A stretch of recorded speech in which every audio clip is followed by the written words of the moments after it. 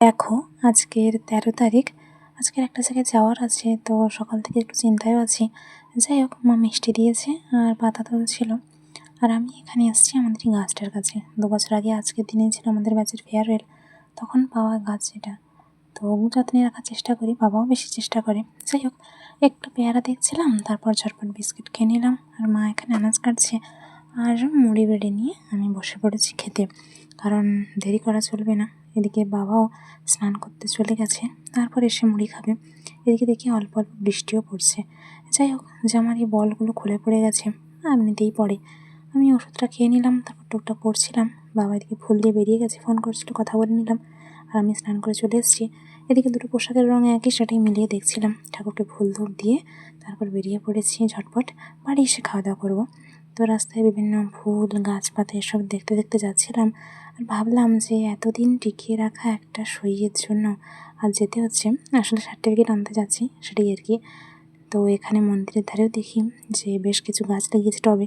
বাজারে এসে বসে আছে, বাবা ফোন করে দিয়েছে আগেই, আসতে দেরি করছে। বেশ অনেকক্ষণ বসে থাকার পর বাবার বাইকে কলেজে চলে এলাম। তো গেটের ঢোকার কাছে সই করে তারপর ভেতরে ঢুকতে হলো। অফিসে যাই যখন, দুজন ভাইয়ের সাথে দেখা হয়ে গেল। যাই হোক, তো এছাড়া চেনা পরিচিত কারোর সাথে দেখা হয়নি। আর অফিসেও দুজন চেনা পরিচিত মানুষের সাথে কথা বললাম, ভালো লাগলো। তো সার্টিফিকেটটা নিয়ে আমার চোখটা এতটাই ছলছল করছিল, বিশেষ করে সই করার সময় বারবার চারদিকটা দেখছিলাম। হয়তো তেমন বিশেষ ছবি তোলা বা ভিডিও করা হয়নি, টুকটাক করেছি। আমি জানি বেশি ছবি তোলা বা ভিডিও করা হবে না, কারণ মুহূর্তটা এমন যে বলে বোঝানোর মতো নয়। ভারী বৃষ্টি এসছে বলে মার সাথে একটু কথা বলছিলাম, বৃষ্টি কমে আসছে। ভাবলাম যে কিছু কিছু ছবি স্মৃতি হিসেবে রেখে যাই। আর সবথেকে বেশি আমার মনে পড়ছিল আজকের দিনটায় আমার বেস্ট ফ্রেন্ডকে, কিন্তু কিছু করার উপায় নেই, এখন ওর সাথে আমার তেমন যোগাযোগ নেই, যার জন্য চাইলেও ওর সাথে কথা বলতে পারবো না। বাবার সাথে ফোনে কথা বলে নিলাম, বাবা এখন অন্য একটা জায়গায় আছে, সেদিকে বেশ বৃষ্টি হচ্ছে। আমিও এখানে একটা চা দোকানের ছাউনিতে দাঁড়িয়ে পড়েছি। বিভিন্ন দোকানের কাকু দাদারা কথা বলছিল ডেকে ডেকে, আর যাদের কাছ দিয়ে আমি যাচ্ছিলাম আমি নিজে থেকে কথা বলছিলাম। সত্যি বলতে প্রায় 1-1.5 বছর পর এলাম। এদিকে বাবার সাথে দেখা হয়েছে আর চা পাতা নিতে হবে, তো আমি দোকানে এলাম। এই দোকানটা থেকেও প্রায় সময় নিই, তো কাকুর সাথে বেশ অনেকক্ষণ কথা বললাম। তারপর এবার বাড়ির পথে যাওয়ার পালা। আবার একটা দোকান থেকে 2 প্যাকেট কেক নিলাম, সেখানেও অনেকক্ষণ দাদু কথা বললো। চেনা চেনা জায়গাগুলো দেখছি আগের থেকে অনেকটাই বদলে গেছে, আর কিছু কিছু রাস্তা একই থাকলেও স্মৃতিগুলো এখন আর নেই। যাই হোক, তারপর একটা জায়গায় মাপ দিতে এসেছি ব্লাউজ কাটানোর জন্য। মা যেদিন ডাক্তার দেখাতে এসেছিলো সেদিন মাপ দিয়ে গেছিলো, মার মাপ দিয়ে গেছিলো। আজ আমি এসে আমার মাপ দিলাম।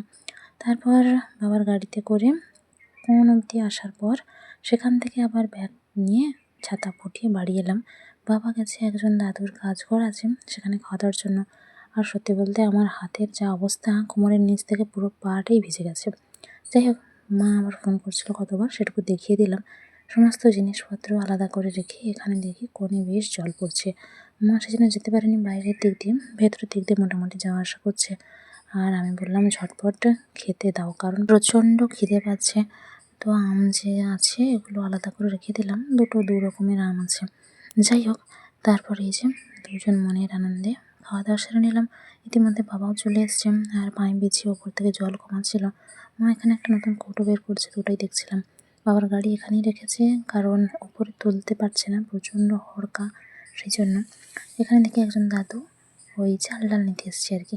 যাই হোক, একটা ফ্যান চালিয়ে শুয়ে পড়েছি। বিকেলে মা চা বের করলো আর ওখানে ময়দা মাখাচ্ছে।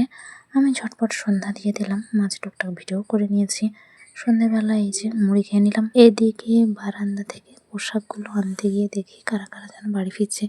যাই হোক, বাবা বিস্কিট খেয়েছিল সন্ধ্যাবেলা, সেটা রেখেছে, একটু পিঁপড়েটা টেনে নিয়ে যাচ্ছে। এখানে একটা ব্যাঙের ছাতা মাও দেখেছে, আমি দেখিনি। যাই হোক, তো তারপর সময় মতো ওষুধটাও খেয়ে নিলাম। ব্যাগটা ভেজা আছে বলে এখানে রেখেছি, আগে বাইরে ছিল। আর মায়ে যে আজকে লুচি ভেজেছে, তরকারি মিষ্টি সব কিছুর সাথে ঠাকুরকে খেতে দিয়ে এলো। রাতে আমরাও খাওয়া দাওয়া সেরে নিলাম ঝটপট। তবে কেন জানি না আমার কলেজের কথাগুলো বড্ড বেশি মনে পড়ছে, জানো তো। আবার ওই ব্যাঙের ছাতার কাছে বসেছিলাম, ফুল তো এখন ফোটেনি, ওপরের ফ্যানই চালিয়েছি।